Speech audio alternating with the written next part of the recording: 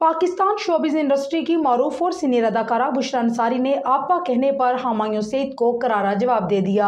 गुज़िश्ता रोज़ एक podcast interview में गुफ्तगू करते हुए अदाकारा बुशरा अंसारी का कहना था कि तमाम फनकार मेरी इज्जत करते हैं और अक्सर शूटिंग के दौरान बातचीत में मुझे आपा कहते हैं, जिसका मुझे बुरा नहीं लगता। लेकिन एक बात नागवार गुजरती है, जो ये है कि जो मुझसे बड़ा है वो मुझे आपा कहे या मेरा हम उम्र मुझे आपा कह के मुखातिब करता है, लेकिन जो मुझसे छोटा है उसका आपा कहना तो मुझे बुरा लाजमी लगेगा। इस हवाले से उन्होंने अदाकारा हुमायूं सईद का जिक्र करते हुए बताया कि मैंने गुज़िश्ता दिनों हुमायूं सईद को भी कह दिया था कि तुम मुझे आपा मत कहा करो, क्योंकि तुमसे उम्र में छोटे मेरे शोहर हैं।